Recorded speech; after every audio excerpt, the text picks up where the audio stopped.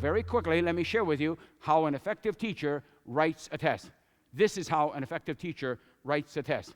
You read criteria number 1 or objective number 1. Then you come over here and you write one or more questions directly correlated to criteria number 1. That's it. That's how simple it is to write a test. And then you come back over here and you read criteria number 2. Then you come back over here and you read 2 or more questions to criteria number 2. And when you finish writing the test questions, every single test question is directly correlated to pre-stated criteria. And that's the procedure for not only writing a test, but teaching the students how to take the test. Now, the students take the test, and now you score the test. And upon scoring the test, you now need to assess the results of the students. What progress have the students made?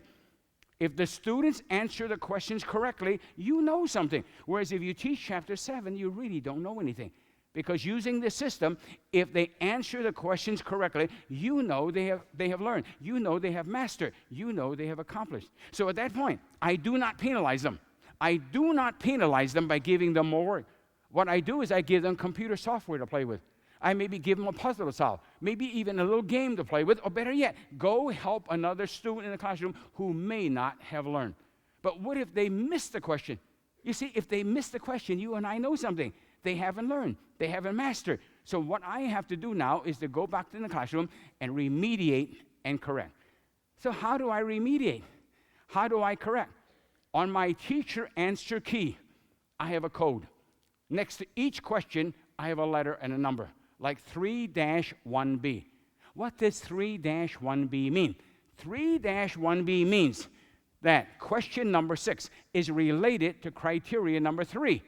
And if the student misses question number 6, I know the student has not mastered or learned criteria or objective number 3. So I tell the student, go back into chapter 1, section B, and do 1B over and over and over again. Get your rabbi to help you, get your minister to help you, get your priest to help you, get your grandparents to help you, get your parents to help you, get me to help you, get your buddies to help you. And when you feel that you can prove to me that you have learned sentence number 3, hey, coming back up, and I will give you some more test questions to see what progress you have made. Now notice what I just say. I do not say, I'm going to give them a grade, I'm going to give them a grade. I'm only interested in assessing progress. Now you all know this concept. You go to the doctor, or heaven forbid, you're in the hospital, and at the end of your bed, or outside the door is this chart. And the doctor looks at the chart. And all the doctor is interested in is, how is the patient progressing?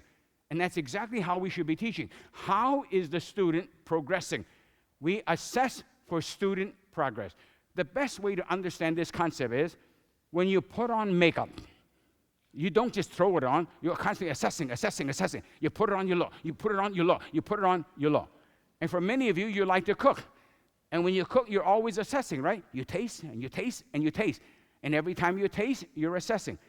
And then when you drive a car, you're always assessing. Because when you drive, you assess to make sure you don't get into an accident. Or you make sure you get to the objective of where you want to go. Same thing in the classroom. We should constantly be assessing for student progress. However, the only way to assess for student progress is there must be lesson objectives. Because if there are no lesson objectives, you cannot assess.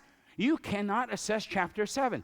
But if you have objectives, it makes it much easier to correlate for lesson assessment.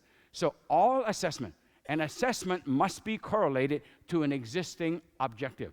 So if you walk into an effective teacher's classroom, you walk up to a student, you say to the student, what are you learning? And the student can point to the lesson and say, that is what I am learning. Then you look at the teacher, and guess what? The teacher is teaching to the same objective. For you see, as I say again, when the students are learning towards and the teacher is teaching towards the same objective, that's when you get learning. However, if you walk into an ineffective teacher's classroom, this is what you will see. The teacher is covering chapters.